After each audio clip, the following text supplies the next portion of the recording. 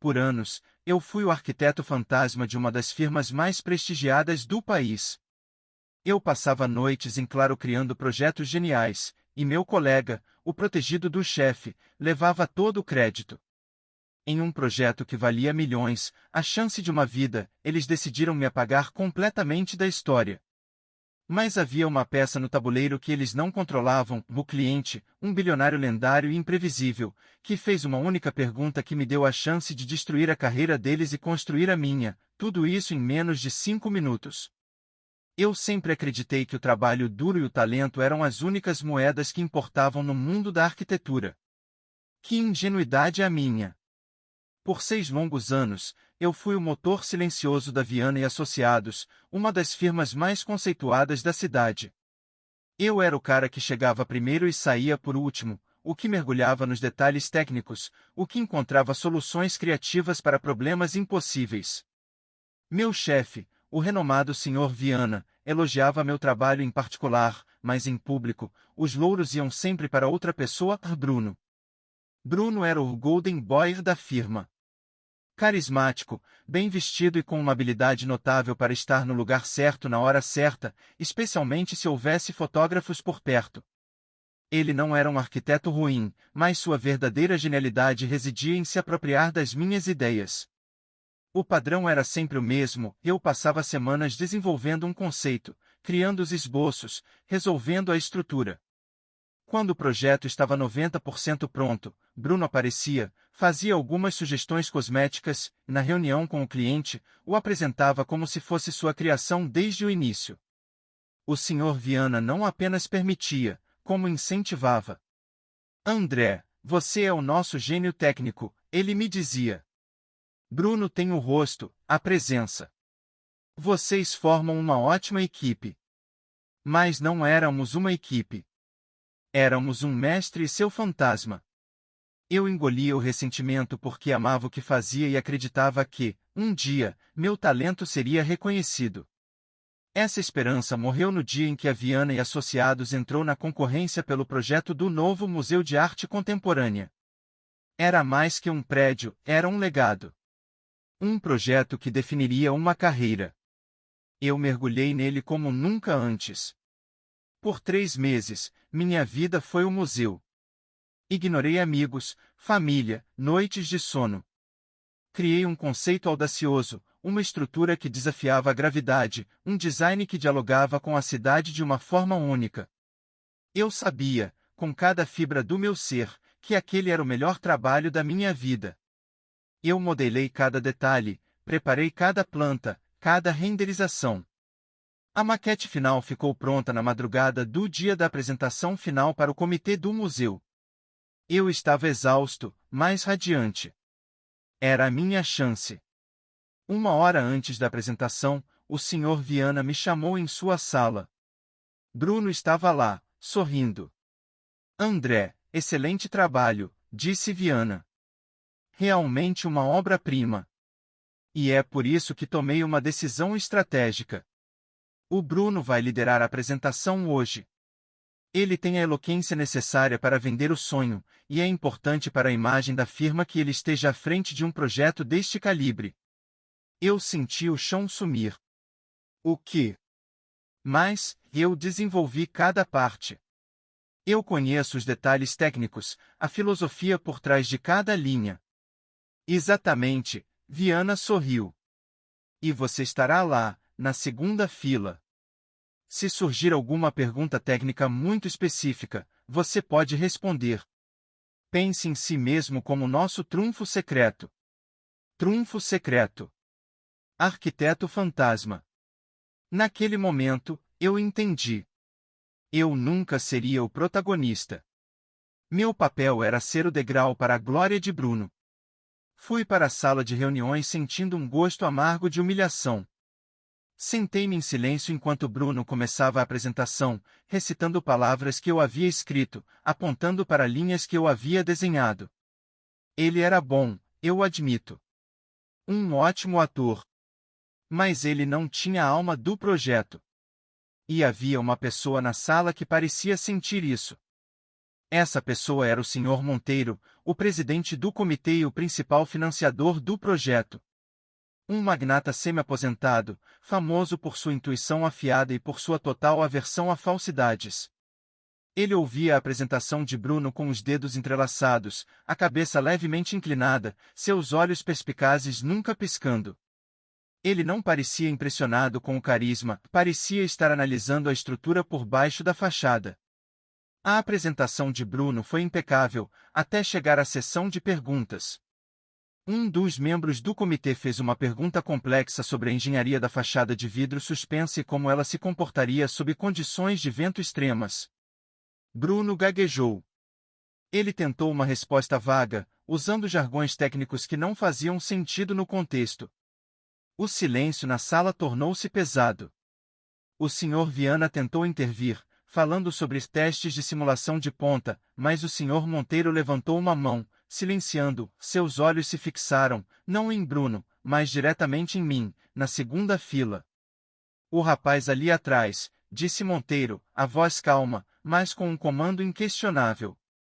O que parece estar tentando se fundir com a cadeira. Ele parece saber a resposta. Eu gostaria de ouvi-lo. Todos os olhares na sala se viraram para mim. O Sr. Viana me fuzilou com o olhar, um aviso claro para ser breve e dar o crédito a Bruno. Bruno parecia aliviado e irritado ao mesmo tempo. E eu tive uma escolha.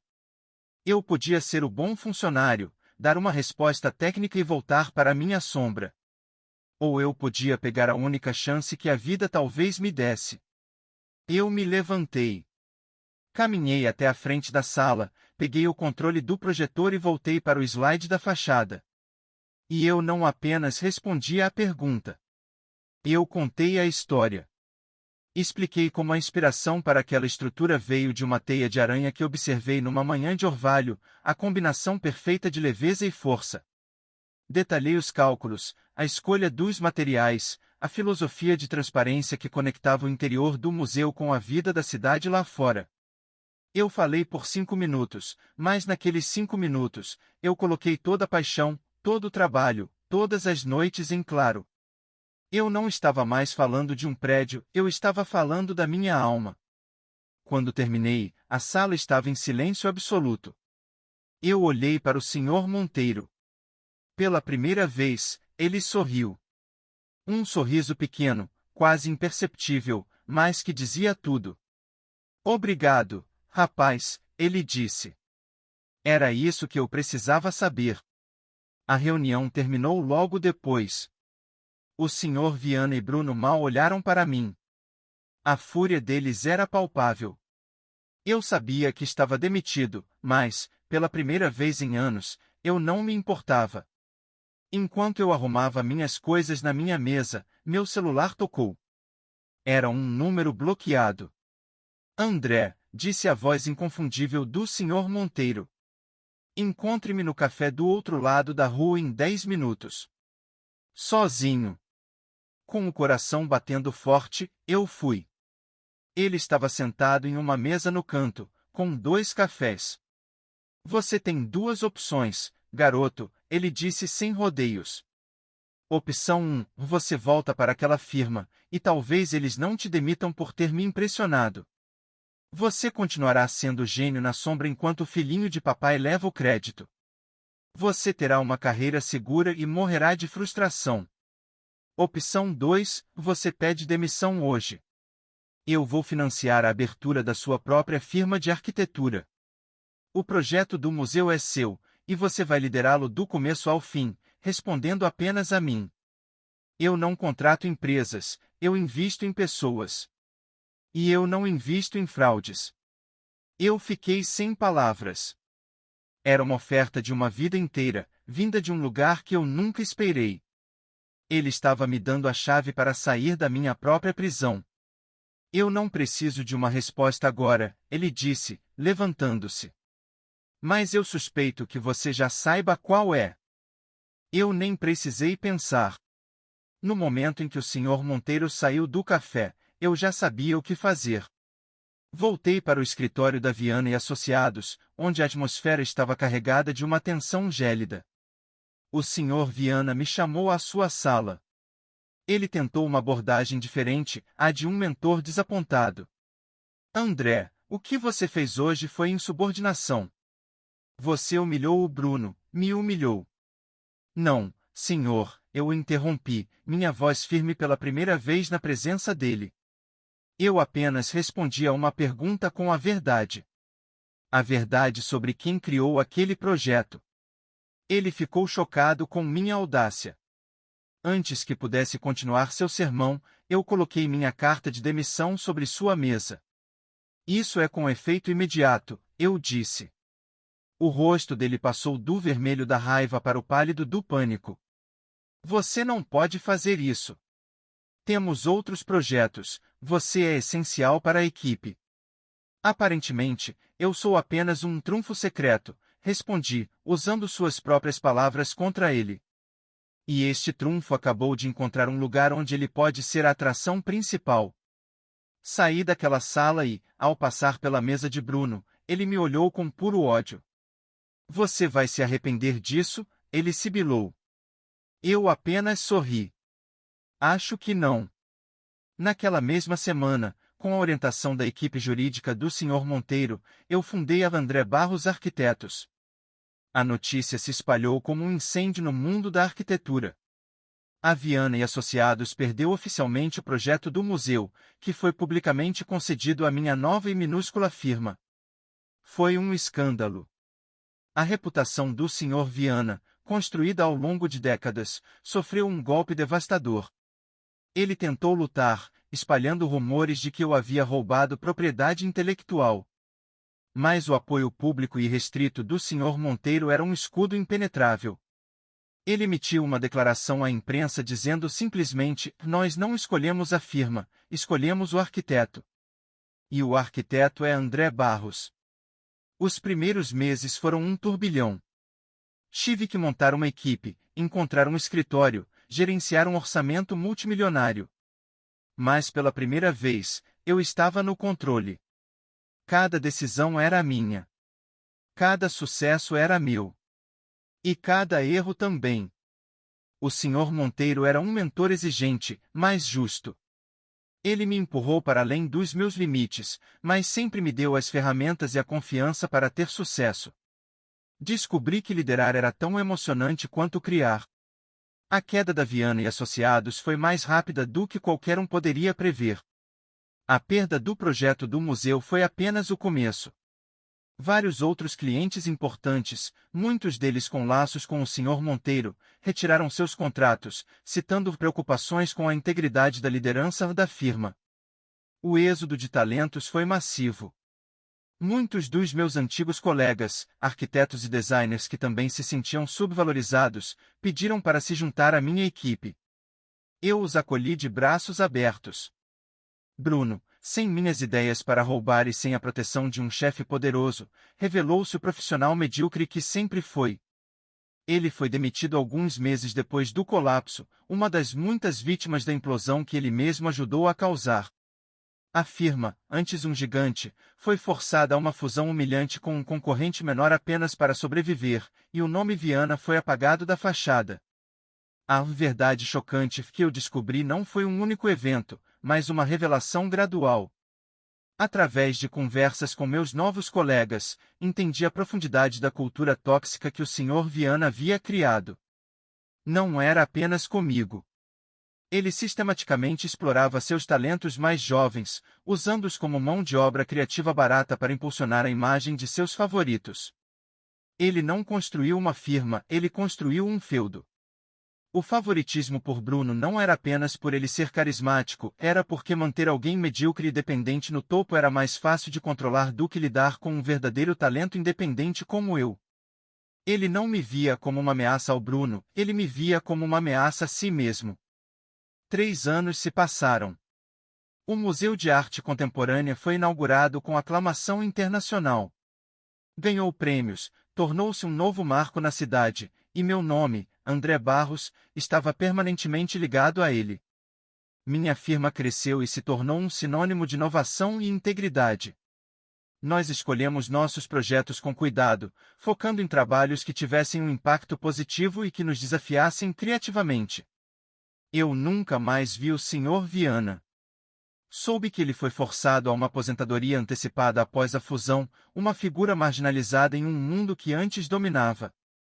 Quanto a Bruno, a última vez que ouvi falar dele, ele estava trabalhando como corretor de imóveis em outra cidade, seu breve brilho no mundo da arquitetura completamente extinto. Às vezes, penso naquela reunião que mudou minha vida. Se o Sr. Monteiro não tivesse feito aquela pergunta, se eu não tivesse tido a coragem de me levantar, onde eu estaria hoje? Provavelmente ainda na mesma sala, na segunda fila, aplaudindo o sucesso de outra pessoa e sentindo um ressentimento silencioso me consumir. A lição que aprendi foi profunda. O talento e o trabalho duro são essenciais, sim, mas não são nada sem a oportunidade e a coragem. A coragem de falar, de reivindicar o que é seu por direito, de dizer não a uma situação que está te diminuindo. O Sr. Monteiro não me deu apenas dinheiro e um projeto, ele me deu validação. Ele me viu quando meu próprio chefe se recusava a enxergar. Ele me deu a chance de apostar em mim mesmo, e essa foi a maior dádiva de todas. Meu relacionamento com ele evoluiu de mentor para uma amizade genuína. Muitas vezes nos encontramos para um café, e raramente falamos de trabalho. Falamos sobre a vida, sobre arte, sobre legado. Ele me ensinou que o verdadeiro sucesso não está no tamanho do seu escritório ou no valor dos seus contratos, mas na qualidade do seu trabalho e na integridade do seu nome.